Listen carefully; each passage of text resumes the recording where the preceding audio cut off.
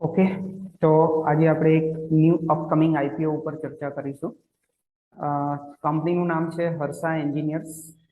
Harsha engineers basically એક precision અને બીજું એક સોલાર ઇપીસી સેક્ટરમાં કામ કરે છે. અહીંયા તમે જોઈ શકો છો કે અલ્ટિમેટલી કંપની શું બનાવતી હશે. અહીંયાથી તમને ખ્યાલ આવી શકે એમ છે કે જે બેરિંગ્સ છે, બેરિંગ્સની જે કેજીસ હોય છે એ એકચ્યુઅલી કંપની બનાવતી હોય છે. તો અહીંયા આપણે જોઈએ કે બેઝિકલી કંપની એન્જિનિયરિંગ બિઝનેસ અને સોલાર ઇપીસી બિઝનેસમાં કામ કરે છે. હવે એન્જિનિયરિંગ બિઝનેસમાં તમને હમણાં મેં કહ્યું એ પ્રમાણે કે બેરિંગ કેજીસ કંપની બનાવતી હોય છે, બરાબર. તો બધી જ ટાઈપની મોસ્ટલી બેરિંગ કેજીસ જે છે એ આ કંપની બનાવે છે. હવે આ બેરિંગ કેજીસ જે છે એ બેઝિકલી કયા કયા સેક્ટરમાં યુઝ થાય તો તમને ખબર જ છે કે અલ્ટિમેટલી તમે જોવા જાવ તો મોસ્ટ ઓફ ધી જ્યાં આગળ મૂવિંગ પાર્ટ્સ હોય ત્યાં આગળ આની યુઝ થતો હોય છે, રાઈટ. જેવું કે ઓટોમોટિવ સેક્ટર, ઇન્ડસ્ટ્રીયલ સેક્ટર, બીજું તમે જોવા જાવ તો એક agricultural sector, construction sector, right, aviation and aerospace, railway, આ બધા સેક્ટર્સની અંદર કંપની ડાયરેક્ટ પ્લે નથી કરતી પણ ઇનડાયરેક્ટ પ્લે કરે છે. કઈ રીતે? તો કે બેરિંગ્સ તો બધે યુઝ થવાની જ છે, તો બેરિંગના કમ્પોનન્ટ્સ બનાવતી કંપની એ હર્ષા એન્જિનિયર્સ છે, રાઈટ. તો આ એનું એક વર્ટિકલ છે. બીજું વર્ટિકલ જે કંપનીનું છે that is solar EPC vertical. Solar EPC ની અંદર કંપની મોટા મોટા પ્રોજેક્ટ્સ કમ્પ્લીટ કરવામાં અને સોલ્યુશન પ્રોવાઈડ કરવામાં મદદ કરે છે. હવે આ બંને બિઝનેસ આપણે જોઈએ તો બંને બિઝનેસ એવા છે કે અત્યારે તો ગ્રો થઈ જ રહ્યા છે અને ઇન ફ્યુચર લાગી રહ્યું છે કે બંને બિઝનેસ સારી રીતે ગ્રો થાય એમ છે. બીજી વસ્તુ એક જોઈશું કે અલ્ટિમેટલી કંપની 25 કન્ટ્રીઝમાં કામ કરે છે અને કંપની પાસે ડિફરન્ટ જિયોગ્રાફિક લોકેશન ઉપર પોતાના પ્લાન્ટ્સ અવેલેબલ છે. જેવું કે ચાઇનાની અંદર અવેલેબલ છે, યુએસએ ની અંદર અવેલેબલ છે, ઇન્ડિયામાં તો છે જ અને યુરોપમાં પણ અવેલેબલ છે. તો કંપની પાસે ડિફરન્ટ જિયોગ્રાફિકલ લોકેશન ઉપર કંપનીની પ્રેઝન્સ છે. બીજું કે કંપનીની કોમ્પિટિટિવ સ્ટ્રેન્થ જે છે that is also good. Company claims that કે એ લોકો 50% માર્કેટ શેર આ જે વસ્તુ બનાવે છે એમાં ઇન્ડિયામાં ધરાવે છે અને ગ્લોબલી 5 to 6% નો માર્કેટ શેર કંપની પાસે છે, રાઈટ. તો એની કોમ્પિટિટિવ સ્ટ્રેન્થ એક સારી છે એમ કહેવાય. ઓકે, આગળ આપણે જોઈએ તો આઈપીઓ ક્યારે આવી રહ્યો છે, એની ઇમ્પોર્ટન્ટ ડેટ શું છે, કંપની શું કરવા માટે આઈપીઓમાં પૈસા કલેક્ટ કરી રહી છે, આ બધી વસ્તુઓ જોવી ખાસ જરૂરી છે. અહીંયા આપણે જોઈએ તો આઈપીઓ 14 તારીખે ઓપન થાય છે. 14 થી 16 સપ્ટેમ્બર સુધી તમારે એમાં એપ્લાય કરવાનું છે. એની ફેસ વેલ્યુ 10 છે અને હર્ષા એન્જિનિયર્સના આઈપીઓની જે પ્રાઇસ રહેશે એ પ્રાઇસની જે બેન્ડ છે 314 થી લઈને 330 પર શેરની રહેશે. આપણે બેઝિકલી 330 ઉપર જ એપ્લાય કરવાનું હોય છે કારણ કે સબસ્ક્રિપ્શન ઓવર સબસ્ક્રાઇબ થવાનું જ છે. તો 330 ઉપર કટ ઓફ પ્રાઇસ ઉપર જ આપણે એપ્લાય કરતા હોય છે. ટોટલ નંબર ઓફ શેર્સ કેટલા હશે તો કે એક લોટ માટે જો તમે એપ્લાય કરો છો તો 45 શેર્સ ટોટલ છે. એટલે 45 મલ્ટીપ્લાય બાય 330 આટલા રૂપિયા તમારે તમારા બેંક એકાઉન્ટમાં રાખવાના છે. ઇસ્યુ સાઇઝ જો જોઈએ તો 775 કરોડનો એક ઇસ્યુ કંપની લઈને આવી રહી છે.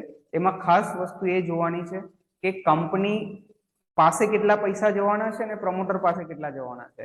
તો જે ફ્રેશ ઇસ્યુ છે અહીંયા તમને દેખાશે, જે ફ્રેશ ઇસ્યુ છે એ કંપનીના એકાઉન્ટમાં પૈસા જશે અને ઓફર ફોર સેલ છે એ પ્રમોટર પોતાના શેર્સ માલ વેચી અને પૈસા એકઠા કરી રહ્યા છે. તો ફ્રેશ ઇસ્યુ તમે જોશો તો 455 કરોડ છે અને ઓફર ફોર સેલ છે એ 300 કરોડ છે. તો એક સારી વસ્તુ છે કે જેટલી ઓફર ફોર સેલ છે એના કરતા દોડા પૈસા જે છે એ કંપનીમાં એકાઉન્ટમાં જવાના છે. તો એક સારી વસ્તુ છે. હવે જે કંપનીના એકાઉન્ટમાં જે પૈસા જવાના છે એનું કંપની શું કરશે તો એકચ્યુઅલી કંપની પોતાના ઉપર કોઈ ડેટ હોય તો ડેટને રીપે કરે, આગળ કોઈ એક્સપાન્શન પ્લાન હોય તો કોઈ એક્સપાન્શન પ્લાન કમ્પ્લીટ કરે, કોઈ પ્લાન્ટ્સમાં સમારકામ કરવાના હોય તો એ બધું ક્લિયર આઉટ કરે. અને વર્કિંગ કેપિટલ માટે પણ કંપનીને પૈસાની જરૂર હોય તો બેઝિકલી કંપની એના માટે બી આઈપીઓ લાવતી હોય છે. હવે એનું લિસ્ટિંગ જે છે એ એનએસસી બીએસસી બંને ઉપર થવાનું છે. QIB shares offer not more than 50%, અહીંયા તમે જોઈ શકો છો. HNI shares not less than 15%. આપણે તો QIB માં આવતા નથી, આપણે HNI અને રિટેલ જોવાનું છે. તો HNI એક એવી કેટેગરી છે હાઈ નેટવર્થ ઇન્ડિવિજ્યુઅલ, એટલે કે તમારે એપ્લિકેશન 2 લાખથી વધારેની કરવાની છે અને રિટેલ ઇન્વેસ્ટર જે છે 15,000ની એપ્લિકેશનથી આઈપીઓમાં એપ્લાય કરી શકે છે. હવે સૌથી ઇમ્પોર્ટન્ટ જો કોઈ વસ્તુ હોય આઈપીઓમાં એપ્લાય કરવાની તો એના ફાઇનાન્શિયલ છે, રાઈટ? કારણ કે કંપનીના પાછલા 3, 4, 5 વર્ષનો ફાઇનાન્શિયલ રેકોર્ડ શું છે એ જોવું બિલકુલ જરૂરી છે. અધરવાઇઝ ઘણી કંપનીમાં આઈપીઓમાં પૈસા નથી બનતા અને બહુ નીચા પ્રાઇસ ઉપર બી ઓપન થાય છે. એ આપણે આઈ થિંક જોયું હશે ઘણા આઈપીઓ જેવા કે પોલિસી બજાર, પેટીએમ, ઝોમેટો, એમાં તમે જોઈ રહ્યા છો કે પ્રાઇસીસ કેટલા ડાઉન થઈ ગયા છે. ઇવન પેટીએમ તો ખુલ્યા પછી લગભગ 1800-2000ની પ્રાઇસથી સીધા 400-500ની પ્રાઇસ સુધી પણ નીચે મૂવ કરી ચૂક્યો છે. તો આઈપીઓમાં ખાલી એપ્લાય જ કરી દેવું એવું બી નથી હોતું અને એવું બી નથી કે દરેક આઈપીઓ ખરાબ હોય છે.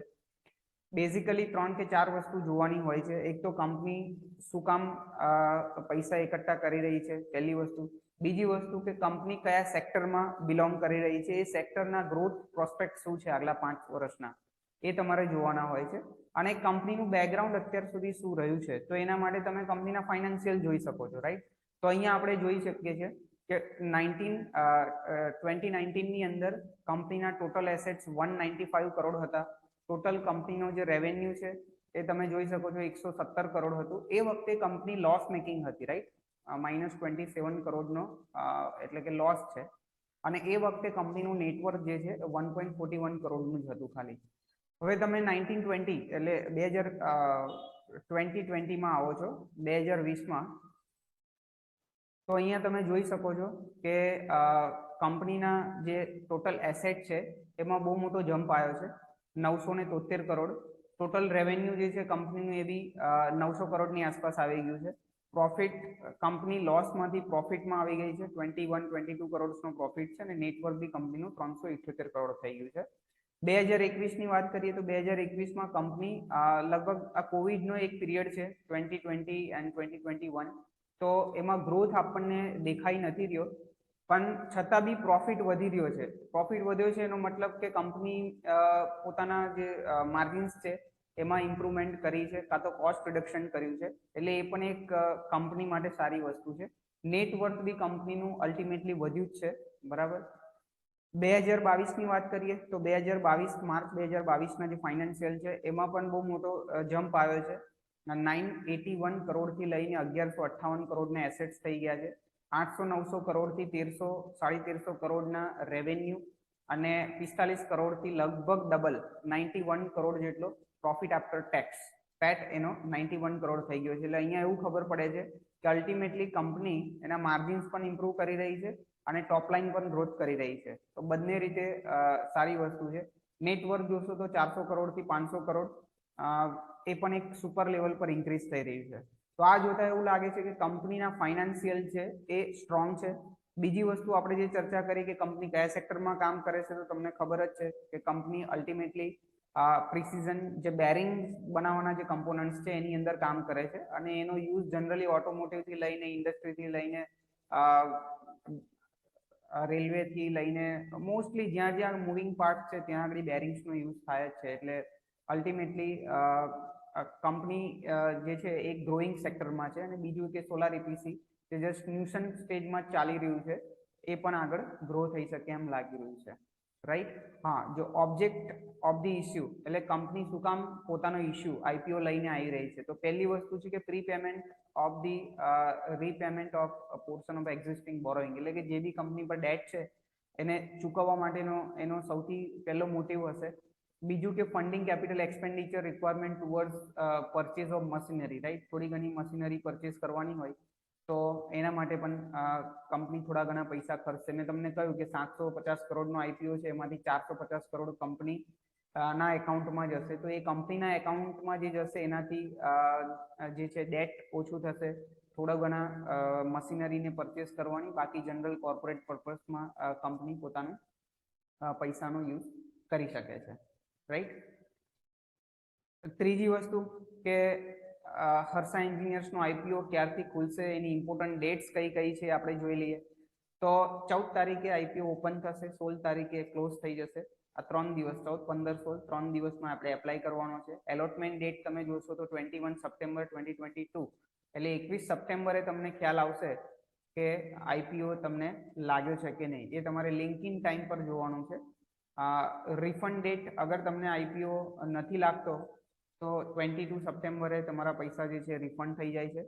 શેર ક્રેડિટ ડેટ 23 તારીખે તમારા ડીમેટ એકાઉન્ટમાં શેરનું ક્રેડિટ થઈ જશે અને લિસ્ટિંગ ડેટ છે 26 સપ્ટેમ્બર, એટલે 26 તારીખે શેર માર્કેટમાં લિસ્ટ થઈ જશે. પછી ડિપેન્ડ્સ છે કે તમારે એને વેચવા હોય તો બી, રાખવા હોય તો બી, આપણી મરજી છે, રાઈટ.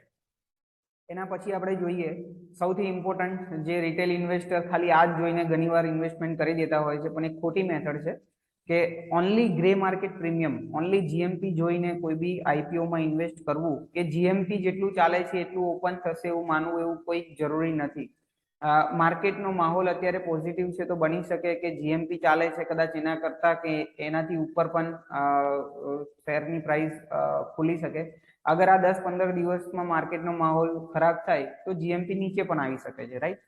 તો હાલમાં આપણે જોઈએ કે 8 સપ્ટેમ્બરે જીએમપી 150-155 હતી, ત્યાંથી વધીને 215-220 થઈ ગઈ છે. 330 ની ઇશ્યુ પ્રાઇસ છે અને 220 નો જીએમપી ચાલી રહ્યું છે. એટલે અલ્ટિમેટલી એવું દેખાઈ રહ્યું છે કે કંપની અત્યારે ગ્રે માર્કેટની અંદર 550 રૂપિયાના ભાવ ઉપર ટ્રેડ થઈ રહી છે, રાઈટ. એટલે અગર જો માર્કેટનો માહોલ પોઝિટિવ જ રહ્યો તો બની શકે કે 500-550 ઉપર ખુલી શકે. અગર આનાથી પણ માર્કેટનો માહોલ સારો રહ્યો તો એના કરતાં બી ઉપર ખુલી શકે અને કદાચ 10-12 દિવસમાં કરેક્શન આવે આપણા માર્કેટમાં તો થોડું ઘણું નીચે પણ આવી શકે છે. બિઝનેસ સારો છે અને ગ્રે માર્કેટ પ્રીમિયમ પણ અત્યારે સારું દેખાઈ રહ્યું છે. તો આ બધું જોતા બહુ લાગી રહ્યું છે કે કંપની એક સારા એવા લિસ્ટિંગ ગેઇન સાથે ઓપન થઈ શકે છે, રાઈટ. તો અહીંયા આગળ મારી રાય તો આઈપીઓમાં એપ્લાય કરવાની જ છે.